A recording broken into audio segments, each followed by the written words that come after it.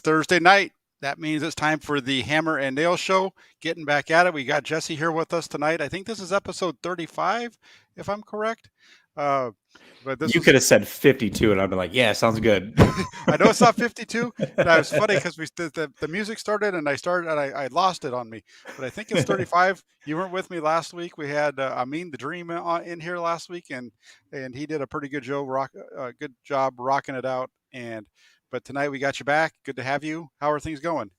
Things are fantastic, Jack. And yes, thank you, Amin, for filling in. You did an admirable job. I appreciate you. I was on vacation with the family and happy to be back doing Hammer and Nails again. Yeah, I joked around that you're on a world tour last week out there in the ocean you, somewhere. you actually had somebody fooled because I was tweeting with somebody back and forth, and they're like, "Aren't you like on some world tour or something?" I was like, "No, that's Jack's totally got you fooled." Yeah, no, Jessie was out there having a good time with the family, arguing with me on Twitter, and For good sure. times for everybody. But yeah, big win for the 49ers on Sunday out in Huge. Cincinnati. Come from behind win. They kind of blew it there a little bit in the fourth quarter, came back and won at the end. Really big play by Nick Bosa to make it so that the offense would have a chance to win the game there at the end. So a really good team victory in a lot of different ways. And the 49ers started off rough. They were 2-4. I think a lot of us weren't sure where they were going. But they've really turned things around over the last 7 weeks. They've gone from 2-4 to 5-2. What would be your number one key to the I guess we call it second half, not quite the second half, but this turnaround that we've seen from the 49ers over the last 7 weeks? Yeah, I just think consistency with the offensive weapons. I mean, obviously we saw Debo do his thing. He's done his thing all season long, right? Hmm. And Kittle was kind of non-existent early on, and he started to establish himself. And at the same time as him being non-existent, you had Ayuk also trying to find himself. And between Kittle and Ayuk, it's really debatable. You can look at the stats and say Kittle probably edges him out as far as the guy who's really turned it around the most. But for Ayuk to be in the quote unquote doghouse, whatever that was, and to figure things out, learn how to become a pro, based off of his conversation with Shanahan, I just think once you get all three of those weapons humming, they're a really tough team to beat. And so for me, I just think that everybody's kind of matured together at the same time, and we're seeing this culmination of what could be a really, really good football team coming down the stretch. And I'm excited to see what happens with them. Yeah, and the offense has definitely been doing a pretty good job. For myself, I'm going to go on the defensive side, and for me, it starts with the injury to D Ford, and Mm. kind of all the changes that the 49ers made along the defensive line as a result of that injury. When Ford went down in week 6, that forced the 49ers to make some adjustments, and they decided that they were going to go with Samson Ebukam as the starter at defensive end, and then move in turn that kicks Eric Armstead inside. I think that was a big part of it, and then also Arden Key at that same portion of time gets moved into the more of the third down pass rusher role in their nickel and dime situations, and I think that's really the biggest difference for the 49ers. I was looking at some numbers today, and in those first 6 weeks of the season, they had, I think it was 26 quarterback hits, for example, and that number's jumped to about 37 over the last 7 weeks. So they're getting one more per game there. They're getting a full sack more per game. It's gone from 12 to 21. So it's been a big jump there as well. Nick Bosa has continued to play at that same level that he's been playing. His sack percentage of the 49ers, his percentage of sacks for the 49ers is still roughly the same, right? It's still about like 40, Mm-hmm. 41%, 42%, right in that ballpark. Um, but the amount of quarterback hits has dropped from half. He was at 50% over that first 6 weeks down to about 40%. And I just think you've got a better group of players. And when you talk about like Ebukam, for example, that's given him a better edge opposite of him opposite of Bosa in terms of funneling him, not letting that quarterback escape around. He just plays it a little bit more tight than Eric Armstead. And Armstead has really been kicked into the position that he should have been playing all along to begin with. So uh, for me, it's the defensive line, and then one other number to throw at you really quick. Uh, the turnovers have jumped up too. It's kind of Yeah. crazy how once you start hitting the quarterback and you start sacking the quarterback more often in a game, how all of a sudden the turnover number jumps. I think the 49ers have 10 defensive turnovers, I think is the number that I came up with over the last 7 games. And that's not even counting the 2 fumbles on the punt returns last week. So that's a big number for the 49ers. I think it was only at 4 over the first 6. So that turnover thing is a big deal. And I think it's really because of the pass rush up front. Yeah, absolutely. I was gonna highlight it. I'm glad that you did because they did not have many turnover. They went like 4 games without forcing a turnover, and I think 3 of them were in that span where they had lost to Green Bay, Seattle, and Arizona. It You just can't win without forcing turnovers. You're going to turn the ball over yourself, and so that's one of the things. Grant and I had a conversation yesterday talking about the 2011 Giants, and that's what they did really well all season long. There was only one game that Giants team did not force a turnover on defense, and that's kind of what the 49ers are starting to do. And if they can force, it's not even just forcing, a turnover game. They're forcing multiple turnovers every single game, one way or another. And that right there is huge as you go down the stretch of a season. So hopefully they can keep it up. That would be exciting. If they can keep that up, they're going to be tough for anybody to beat. Yeah, and definitely, I like that 2011 Giants, because that wasn't a team that really looked good early on. They kind of came on in the second half of the year and played well after that. And I think the 49ers as a whole, you mentioned the offense. The offense definitely has a part of it too. Uh, they're not running the ball very well this year. They were a better running team in 2019 than they were this year, but their passing game is right about the same level it was in 2019. Uh, they're I think they were at 7.3, 7.4 yards per attempt in 2019. They're at 7.3 now. That's their net yards too, Mhm. so that includes sacks. Takes the sacks out. So they're doing pretty darn good in the passing game as well. It's kind of making up for some of the rush, but as you mentioned, I think the biggest thing on the offense is uh, Debo Samuel's kind of been really helped out the running game. He's not consistent, but those big bursts really have helped that side of the ball out. Yeah, and being able to kick him into more of a running type of role while they've struggled to get their footing there.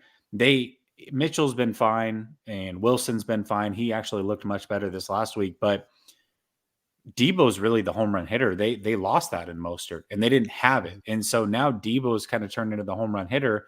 And the only way that he's able to do that is if you get some guys that can catch passes and continue to keep the passing game going. So he's what kept the passing game going early on. And now that Kittle's really established himself again and Ayuk has turned into a really good receiver, it allows him to move somewhere else and impact the game somewhere else. And so there's just a lot of really good overall things going on with the 49ers and things are trending upwards. And that's a good thing to see.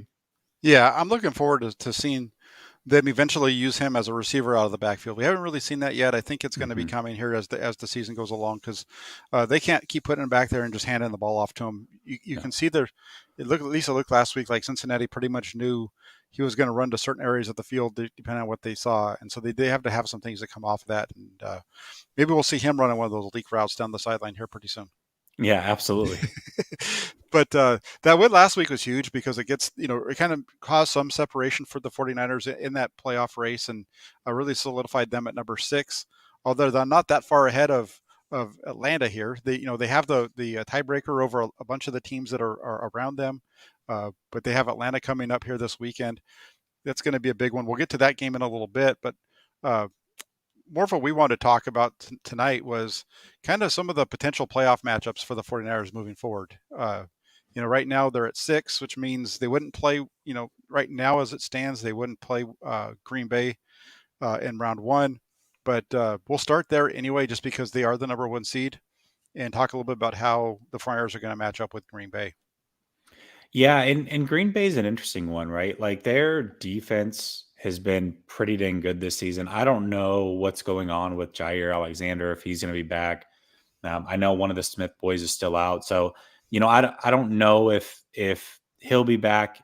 There's a lot of there's a lot of question marks as far as injuries and some big name players on that team, but they've been able to really establish a good overall defense. And when I look at Green Bay personally, not many teams scare me in the NFC, and there is one, and we'll get to that a little bit later. But I still feel like if you are willing to establish the run on Green Bay, I just don't know what they've done, even really since 2019 to establish or take away a power run game, a team that's going to come in and say, "What we're willing to run the ball 40 times on you. Come hell or high water, we will do that." And they struggled with the 49ers in 2019 doing that. They struggled even with Tampa during the regular season last year doing that. And I still feel like that is there to be had, but it's hard to get that going. You have to convert third downs. You have to be willing to do it, and you have to have the pieces to do it. Well, if San Francisco goes into that game healthy, and remember when they played Green Bay the first time, they really didn't have a running back. I mean, it was Sermon's first time being the guy. They actually started that game, if I remember correctly, with Juszczyk taking the first handoff. And that's how dire it was for them versus the Packers in that game. And so I feel like, if the 49ers can go into that game relatively healthy, and when I say that, I mean it from a running back standpoint, if you can have both Mitchell and Wilson ready to go, I feel like they can establish that run game on them. And that's going to be the key. You're going to have to play a bit of keep away from a guy like Aaron Rodgers. You don't want to give him too many opportunities at it. And that right there, I just feel like is an area that I'm still curious about with Green Bay. When push comes to shove, can they stop the run? And I want to see that happen. So that's what I would be looking at, when they go and play the Green Bay Packers, if that matchup does arise. What about you? Yeah, I'm with you. I think the 49ers can definitely play with Green Bay. We saw them play with them earlier this year. There were some issues, with secondary play in the first half with a couple of big plays early on, uh, giving up 10 points. They got to 17. The 49ers offense was a little stagnant because they were really struggling with running the ball at the beginning of that game. But with Deebo Samuel in more of a running back role like he has now, maybe he can get to the edge on some of those runs that they weren't able to do in week one. In that first matchup, we saw Alex Mack really struggle in that game. So, and he seems to have kind of found himself a little bit. So maybe if he could play a little bit better, if they have to go up against them again, I think that would be big for the offense. And uh, as bad as they played in that first half, they came back and they were there.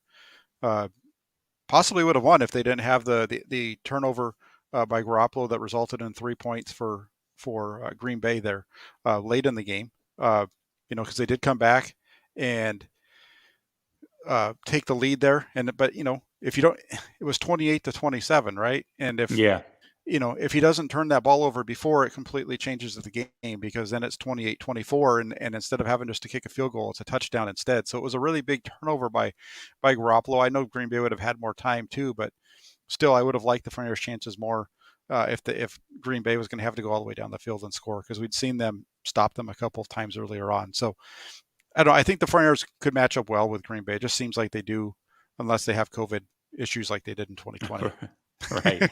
Yeah, absolutely. That matchup just doesn't scare me. I think the way that another one does. And like I said, we'll get to that. But I feel like really the 49ers, it's tough because going into it, no matter who they play, whether it's Dak or Kyler Murray, Rodgers, Brady, Stafford, it really doesn't matter. They're going to be outgunned at the most important position on the field. And so other things are going to have to really take precedence, and they're going to have to dominate that game in other areas. And I just feel like Green Bay still has that glaring weakness that I want to see if they've actually addressed it. Like, I got to see it for myself. If they play and they cleat it up against each other, I want to see if they can actually truly stop the 49ers' dominant run game. Yeah. If the 49ers have the pieces going into that game. And I have my questions about it. Yeah, I think if the 49ers can go into that game, like you said, with Mitchell and Wilson healthy and Deebo Samuel's healthy, Yeah, the 49ers could probably get their run game going a lot better than they did the first time around, where they for didn't sure. have that. So that's Green Bay. Real quick before we jump off, Jamaican boy over here says, "Why is Jack intimidated when talking football?" LOL. I don't know. Am I? I don't know. Then Matt over here, he wants them to fire Scangarello, I guess, and hire me. I don't know. Uh, that's pretty funny. Let's jump over to the next one. So Tampa Bay's at 1, and then, or excuse me, Tampa Bay's at 2. Right now, Tampa Bay would be going up against, who is the 7th seed? I don't even know who that is right now. Is Uh, it Washington still? I think it might be Washington, but right now, the Flyers don't have to worry about Tampa in round 1 as it stands currently, but they may, because it's kind of in that same area. So, what are your thoughts on Tampa Bay? Yeah, well, Jack, selfishly, I live 20 minutes from the stadium, so I wouldn't mind that being the matchup. However, as a fan, that is the worst possible matchup. That's the one team that I want no part of. And I look at it on both sides, and I just think that they're both really bad matchups. I think Tampa Bay's defense is a horrible matchup for the 49ers because they really can stop the run game. And in fact, you see teams like the Colts completely stop running the ball because they're like, there's just no point. We're not going to get it done. Now, I do think the 49ers bring some things to the table as far as getting to the edge and maybe taking Vita Vea out of the game a little bit. That can play to their advantage. But even then, you've got two really good, fast linebackers on the other side that can really get downhill quickly and also help funnel things back inside. So I don't like that matchup from that standpoint. And then when I flip it over to the 49ers defense, well, the secondary is always going to be a question mark for the rest of the season. And Tampa Bay has the best receiving weapons top to bottom in the NFL, in my opinion. I don't know what's going on with Antonio Brown, if he's coming back or whatever, but let's assume that he's going to be there. You've got three top tier receivers. You've still got Gronkowski, who is a matchup nightmare. I know Jimmy Ward is really good against tight ends, but it's a lot different when you're going against 6'5, 250. That's really hard to stop. And so that's the one matchup, Jack, that I want to stay away from. Do I think they can win it? Sure, but I just don't like their chances in that game. Not at all. Yeah, for me, when it comes to Tampa Bay, it's not so much about the 49ers offense against their defense. I think the 49ers would be successful against that defense. I know Tampa Bay, a lot of what I hear about Tampa Bay is that how good the run defense is and put the pressure on the passing offense, but uh, the 49ers have done a good job. They're not that great, Tampa Bay, in terms of their stats. Maybe they're better than their numbers look, but I think for me, when it comes to Tampa Bay, I'm more worried about Tom Brady and the passing offense because it is Tom Brady. They do have the weapons, and uh, unless your defensive line can get to him and knock him around, it's going to be a long day. And the 49ers, outside of Nick Bosa, they have stepped it up a little bit, but they're still not at that level where, we were just talking about like the 2011 Giants. The 2011 Giants, they had a heck of a pass rush, and that was part of what made them so good. And that's why they were able to get over on Brady in the Super Bowl that year. So, I don't, for me, it's more of a worry of going again after Tom Brady than it is anything else. Yeah, absolutely. And anytime you're going against arguably the greatest quarterback of all time, that's a tall task. And not only that, they've really established the running game as of late. Fournette's really started to turn it on, much like he did last year. He started out slow, and just as the season wore on, he's a powerhouse and started to get his legs underneath him. And that's going to be tough sledding for any team in the playoffs. So yeah, Tampa's the one team. Do you agree that that's the one team for you that if you could avoid any of them, that would be the one to avoid, at least in round one? Yeah, definitely. That's the team that you want. I think you want to miss in round 1. Two reasons. We talked about the deal with Brady. The other thing is going all the way out to Tampa. I don't worry so much about it. Maybe in that game, let's say I think it's getting past that game, and then if they do find a way to get by it, then it kind of ruins the rest of the deal for the front airs, because now you're still having to bounce all around and you're just going cross country. You got to come all the way back home. Then you got to travel either out to Arizona or back to the middle of the country, mid America, either in Dallas or probably Green Bay. And it just seems like it's a tough road for the 49ers if they have to go out to Tampa. Yeah, you're right, and that makes it interesting, right? Tampa's the one team that's about as far away as you could possibly get. So that's that actually definitely does add to things. That's a good call on your part. Yeah, You because know, one thing I want to say this just real quick because the NFL did announce that week 18 they're going to flex some games into Saturday, and that could benefit the 49ers. They said that they're going to flex some with pivotal playoff outcomes potentially. And I'm looking at the 49ers and they're playing the Rams. That could be for that fifth seed. And so I look at that and say, okay, that might be a Saturday game. That really could benefit the 49ers, regardless of who they played, to get that one extra day of rest as they get ready for the playoffs. That could be significant. and that's a game that you could see get switched over to the Saturday too. That would make sense from the NFL standpoint if it does come down to that, because Mm-hmm. the 49ers are playing at home the week before. Traveling down to Los Angeles isn't that big of a deal. It makes it a short week, right? But it's not as big of a deal as having to travel, you know, a longer distance, even up to Seattle isn't as bad as going to is LA isn't as bad as going up to Seattle. So uh, that would be really fun actually to see that happen. Let's move on now. Number 3, we have the Arizona Cardinals. I actually like Yeah. this one for the 49ers. I'll just Yeah, jump first. why don't you go first on this one? I feel Yeah, like I'm going to talk and take everything, and then you got to try to try to I get scramble. So why don't you take this one first? Yeah, you talk and then I just get to say yes, Jesse. That's a good call. No, I do like the Arizona matchup for the 49ers, and this might sound crazy, considering the 49ers have what we've seen happen with the 49ers against Arizona with 2 losses, but it's a couple things. It's really hard to beat a team 3 times in a season, and I don't think the 49ers are as far away from Arizona as the second game showed. I think they're closer to what the first game was. Uh, and Arizona, I think they just lost one of the receivers. I know for the rest of the regular season, Hopkins, yeah. and that's a big deal, I think, for them as well. So, from if you have to play Arizona in round 1, I would like that matchup from the standpoint that you're only going to Arizona. It's a short trip. Get that win and come back home.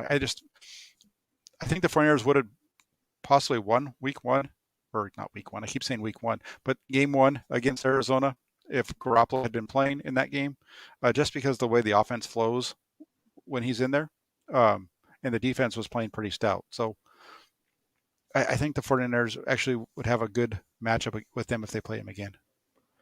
Yeah, I agree with you. I think, so the 3 times in a season that you're right about that, it is hard to beat any team 3 times. So they got that advantage. In the first game, even though they didn't have Kittle, they were starting. That was Trey Lance's first ever start in his career.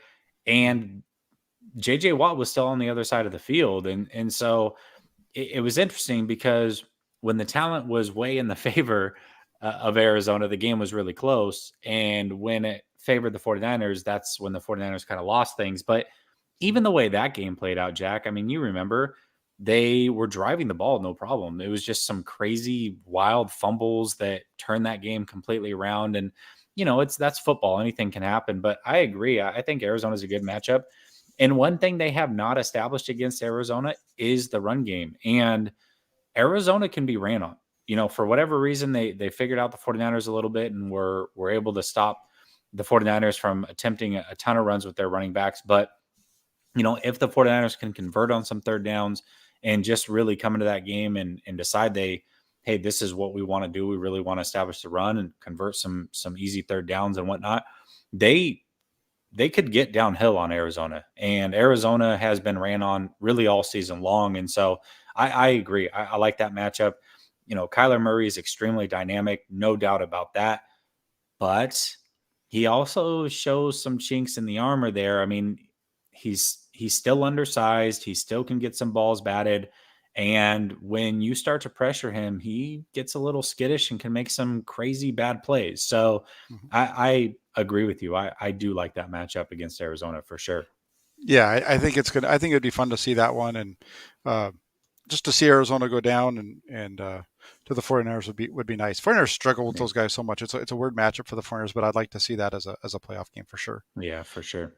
Let's jump over to the last one, and this brings us to every 49ers fan's favorite team, the America's team, Dallas Cowboys.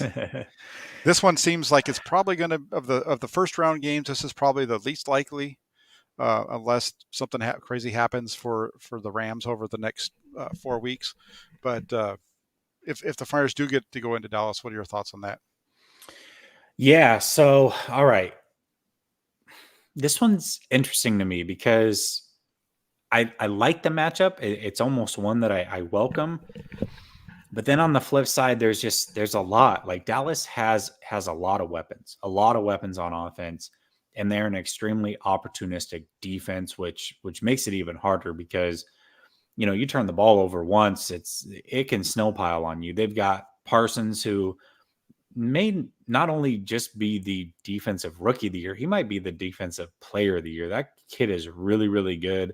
He's converted from a linebacker into a pass rusher. He goes back and forth and he does both so well. I want to say, I was talking to a friend of mine who's a Dallas fan, and I want to say that Parsons is like fifth in the league in sacks, but he's like 98th overall in total attempts on rushing the passer. That's scary. And right here, ratio says it. Yeah, Parsons gonna kill Compton. That's not something that I want to see at all. He's extremely good. Diggs can be beat, but he also is opportunistic. And so, for me, that would be a tough matchup for sure. I do think that the 49ers could win that game, but on the flip side, the pass rush would have to get home a lot, and Dak is extremely mobile. And not only that, we talk about Trent Williams and how great of a season he's having, but there's two offensive linemen on Dallas that are ranked, regardless of what you think of PFF, that are ranked second and third as far as overall linemen according to PFF. Regardless of what you think, those guys are really, really good players, and so I think that's a tough matchup as well in Dallas. But that being said, Dallas does Dallas. And that's a good thing for the 49ers. I've got to see them actually win. There's something about that team that just implodes at the worst times, and I got to see it before I believe it. So that it's not a matchup that I would fear, but it's a matchup that I wouldn't mind avoiding. yeah. The Parsons there, that what Horatio brought up. That's a really good point with Tom Compton over there. The reason I like this matchup for the 49ers is just the fact that I would rather go to Dallas than Green Bay. If my options are one of those two or Tampa Bay, I'd rather go to Yeah. Dallas than Tampa Bay because it's a shorter travel. I do think the 49ers would match up well, even with Dak Prescott and the offense that they have there in Dallas. I think the offense for the 49ers would match up good against that defense. Uh, and I'd rather go to Dallas also knowing that I'm going to be getting nice weather instead of going to the Green Bay. I want to go to Dallas where I know what the weather is going to be like going in. You're not going to have to worry with snow or rain or any of that kind of stuff because of the dome there. So uh, that's kind of the benefit there to go into Dallas. I see what you're saying on the other side, of the coin. With it is all these matchups when we're talking kind of on almost of a more of a pro 49er slant, I think. But regardless of who they play, it's going to be a tough matchup, right? Because that's part of playoff football. But Yeah. I do feel really good about the 49ers and kind of where they are and I don't know, the switch they flipped over the last 5 weeks. They've been much more of the team that we expected over the last 5 to 7 weeks than they were in the beginning of the season. Well, and yeah, I mean, we're talking about it from a 49er standpoint, but I guarantee you that if the 49ers, let's say the 49ers win three of these final four, or hell, if they pull off four of the final four, we'll go three of the final four. They've won 7 of 9, and you've got guys like, I'm looking at it from another fan base. I'm saying, okay, so we've got Debo, we've got Kittle, we've got Ayuk. We know they can run the ball. We got Shanahan, who calls crazy good games. And now we've got to face off against guys like Fred Warner, Jimmy Ward, Aziz if he's back, Bosa. Like there's a lot of talent on San Francisco. If I'm another team or I'm another team's fan base, I'm not looking at that going, okay, yeah, we got an easy one in round one. I'm going, we better pack our lunch because this is going to be a hell of a game. This 49er team down the stretch is absolutely completely different than what they were in the beginning of the season. There's a lot of talent on the other side of that football. Yeah, for sure, for sure. And then real quick, just because this was a topic that just to kind of move from this really quick with the Niners, I see a question from Aruna. And I want to throw this up there if I can find it really quick. It was from Steve. Here he is. He says, props to Baker for calling out the NFL. So, really quick, if you don't know what that's about, do you know what that's about, Jesse? I heard it was something to do with COVID. I briefly saw it. I didn't read. Baker's kind of one of those guys that annoys me, so I don't really pay too much attention to him. But it was something to That's do with COVID protocol and testing. I don't know the details though. Yeah, no, it's the COVID protocols, and it's the fact that uh, there's so many players missing for Cleveland. Cleveland's one of the teams that's been hit really hard by COVID here this week, and they're down to their third string quarterback. There's a bunch of players that are going to be missed off of the roster, and basically what he said was the NFL should. Uh, they're all about player safety, but they don't mind putting out a bunch of guys who really, they don't mind playing a game. They don't mind not postponing a game just because of the number of players that are missing, kind of a thing. And I think he's right. He We saw is that right. last year with the 49ers and Green Bay on a Thursday night. They were still forced to play instead of postponing that game for a few days and seeing what would happen by Sunday or Monday. So I don't think that he's wrong at all with what he's saying there. No, I definitely don't think he's wrong. I also think it's tough. I mean, at this point in the season, every team has had their bye. So, where do you find time to push a game back? I mean, maybe you can delay by a day, maybe two if you're lucky, but that's a tough task to try to figure that out. It's not easy, and you know, the, I feel like you're damned if you do, you're damned if you don't. I tend to agree. I don't like the way that it was handled for the 49ers, especially for I believe that was a Thursday night game, if I'm not mistaken. It You was. easily could have pushed that back to Sunday. No problem. Yeah. Right. Yeah, for And sure. and then also Ayuk wasn't even positive. It was a false positive, and he wasn't able to. So yeah, Yeah. I get where he's coming from. That's super frustrating, and especially for a team that is trying to make a playoff push themselves, you hold on to any bit that they've got left in the season, and you're basically handing over a win here. It- yeah, it's a tough position to be in for sure. Yeah. The only deal with Cleveland though, Cleveland's going to be going up against the Raiders. Nick Mullins will be starting for Cleveland, so if that should give the Cleveland an advantage because if anybody owns the Raiders, if Nick da- if what's his name, Davis isn't the owner of the Raiders, it's definitely Nick Mullins. So Nick Mullins does own the Raiders. That's true. so yeah, and then just a couple of other questions. I'm going to jump to this one from Horatio. He asked, "Do you guys think the Friars will use Jimmy G like they did in 2019 and 20?" I'm not sure what that's getting at. Yeah, I think I'm they're not sure. using Jimmy G the same way they used him in 2019 and 2020 currently. I don't think they're doing anything differently with him than they ever have in the past. I think if anything's changed, has been Garoppolo a little bit pushing the ball down the field a little bit more than normal, and sometimes you wish you wouldn't. Yeah, yeah. I mean, what's changed is what's around him. Jimmy's the same player. I mean, this is exactly what we really saw from him. If you look across the major statistics, they're pretty close, and really just the way he plays football.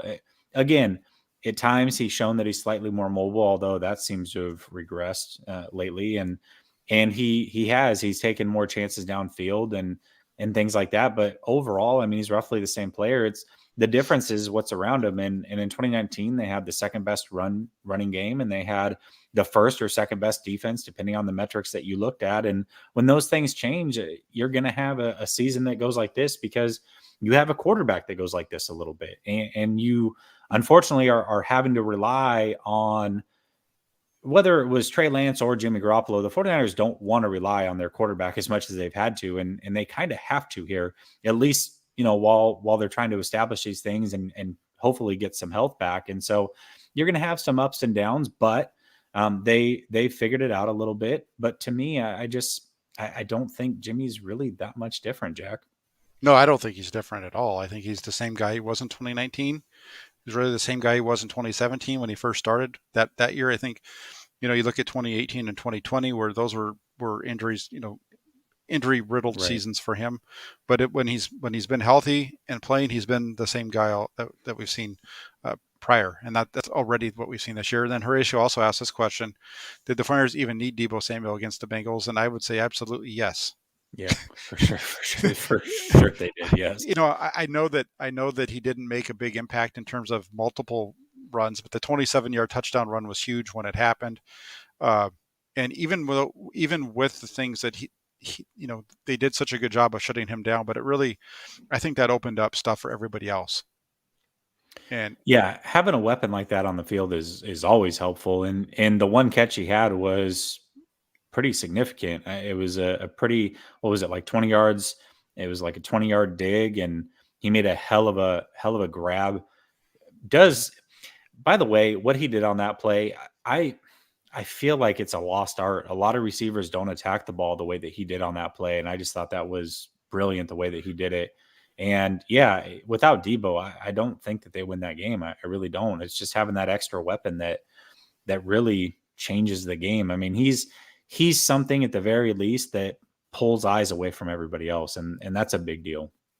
yeah, and the deal with that play, like you're talking about, that was at the dig over the middle, Mm-hmm. first play of the second half, and it really showed, like what you said, in terms of Deebo Samuel attacks the football all the time, and this isn't the first time we've seen him make a play like that, where it's a pass across the middle, and instead of just continuing straight across, he comes back and attacks it and gets in front of the linebackers and makes a play on the ball. We saw him do that I think we saw him do that in out in Chicago at least once, and we've seen him do it a couple of different times this season. So that was a big play to open up the second half, and Deebo Samuel is a guy that the 49ers offense definitely needs uh, as much as possible. And I was a little surprised to see him get as many touches as we did. Yeah, I mean, if anything, I would almost hope that he would have he would have maybe played a little bit less, but he seemed to come out of that game pretty healthy, relatively. So we'll see. They may have to limit him a little bit this week because they are going to play on Thursday Night Football again. Uh-huh. So we'll see how they do as far as limiting the script for him. But yeah, they definitely needed Debo in that game for sure, especially with Yeah. no Mitchell. Yeah, 100%. And that kind of leads us into our last topic, which is our prediction, basically a discussion of this week's game against Atlanta, finished off with a prediction. So what are your keys? What are some of the things that you're looking for this week, or your thoughts on this week's game? Yeah, Jack, usually I come to these games and pretty much say the same thing. Establish the run the ball 30 times. That's key. And it is. It seems like it always is, right?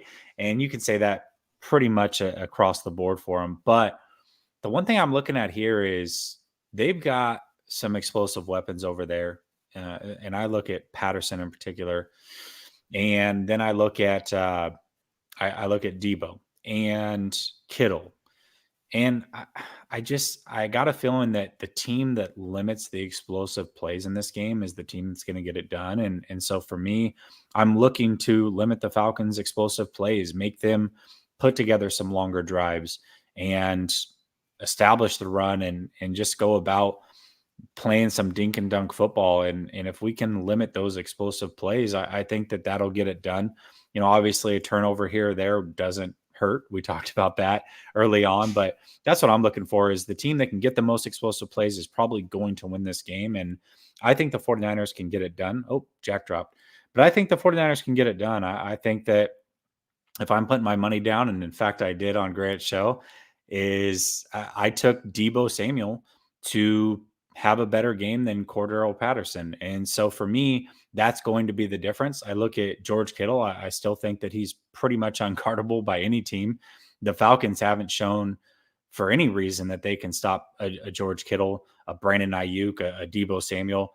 So I just think the explosive plays is going to be the key. And I give the edge to the 49ers. So I'm going to go 33-27 San Francisco. 33-27. That's a big number. It And is. this is an interesting game because you look at the record, you see Atlanta as 6-7. You see this split. I think what's the number right now? 9 points, 9.5 or nine and a something half. crazy. Yeah, that's a Yeah, big number. and it's just a crazy number to me when you look at the fact that Atlanta's 6-7, but they're 5-2 on the road. They've played better on the road than they've played at home. Everything about Atlanta, when you look at their splits, is better on the road than it is at home. Uh, their passing game is better on the road than they are in the dome, which is an interesting thing.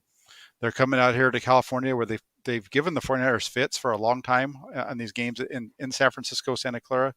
They've played really well. Uh, I don't see this as a game that the 49ers are going to dominate in any way, shape, or form. We talk about Deebo Samuel and the things that he does for the 49ers offense, and they have that over in Atlanta with Cordero Patterson. And they have a defense that's pretty solid as well. They do a good job of stopping the run, and they're not so hot against the pass. So it'll be, I think that's where the difference in this game is going to have to come from. The 49ers are going to try to run the ball against them. I think it'll be very similar to what we saw last week in terms of the run game being a little bit of a, fits and starts at times. But Garoppolo and the passing game will have to make up the difference. Without looking at it right now, I would say I think the 49ers are probably going to need to get right around, you said, I think you had them at 30 what? 34? 33-27. 33. Yeah, I think the 49ers are going to have to be right around 30 points this week if they're going to pull this game out. So I would say, uh, without doing any math on the averages, I would say something like 30-26. Yeah, I think I definitely love the money line in Atlanta's favor. 9.5 is a ton to give, really, for any team to give up. And you look at teams that are a game apart in standings or 2 games. I don't feel like the 49ers have earned the right to be given a spread that big in their favor. I would definitely take Atlanta in that 9.5 for sure. Yeah, and it's just looking at the numbers, for Atlanta on the road this year, they, outside of their big loss in Dallas and a big loss to Tampa Bay, their defense has been really good on the road. I know it's the Giants, but 14 points, 28, 25. It's they're right in that ballpark. So if the 49ers can get to 30 points, I think they should be able to pull this one out. It's going to be they got to they talked about it yesterday with Kyle Shanahan. Matt Ryan's there. He can still make the plays. He still has some weapons, although he doesn't have the receivers that he once had. He still has some pretty good weapons to get the ball to, in terms of Patterson and the tight end out there, Pitts. So it's going to be. I think this is a game that's going to be a little bit tighter than 49ers fans expect, and so I would expect Twitter to be hopping on Sunday. Yeah, absolutely. I'm excited for it. It's a huge game. I mean, this is a game they got to win, right? And as you go down the stretch, there's going to be some games that you have to win, and this is one you're supposed to win. This is one they've got to win. So I'm looking forward to it. I'm feeling very confident about it, but you never know. Anything can happen, especially this season, Jack. This is bar none the craziest football season I've seen in a long, long time. This is there just is no real dominant teams at all. And just when you think you have it figured out, you're so wrong. 100%. And that's throughout the NFL, week in and week out, with pretty much everybody. So, but again, like you said, I do feel good about this game as well.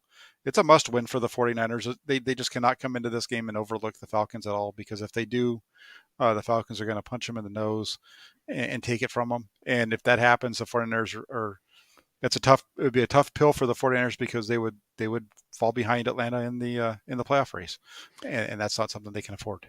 Can we daydream for a second? And I did tweet this. You had made a comment about Patterson, and I had talked about it in the offseason. You and I may have talked about it. I don't know. But I remember talking about, because Patterson was one of those guys that was out there to be had pretty late in the offseason. I'm going, and I was looking at it back then saying, okay, I know that the 49ers offense without Deebo is completely different.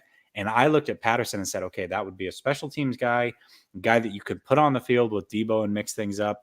And on top of that, if Deebo goes out, you really don't skip a beat, because he can come in and fill that role. And could you imagine Deebo Samuel, Patterson, and Shanahan calling those plays? Oh my gosh. Like, that would be the scariest thing for so many teams in the NFL.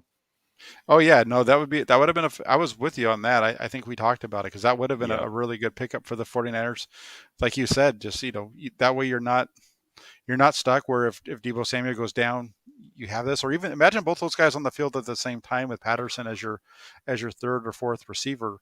And Patterson's shown the willingness to play special teams and get out there and get after it too. So I think for myself, I'd rather have Cordero Patterson on my team than Trent Sherfield.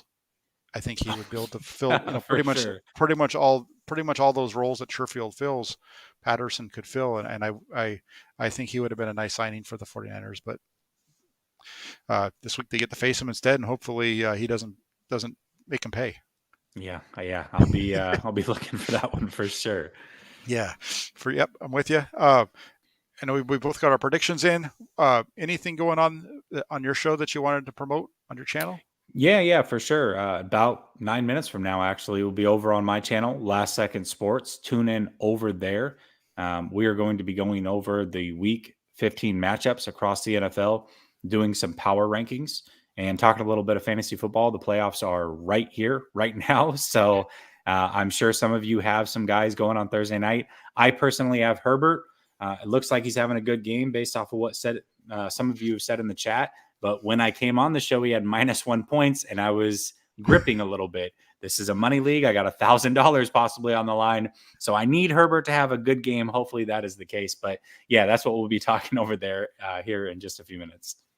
Yep, and that's fantastic. And then for myself, I've got the ticker along the bottom.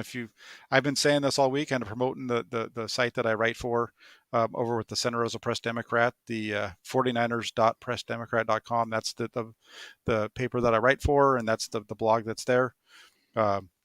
If you're not already subscribed to this channel, please subscribe and like and do all those fun things, comment, and also get over to the 49ers.pressdemocrat.com. Do that now. Make it one of your favorites on your web browser so that you can easily pop to it.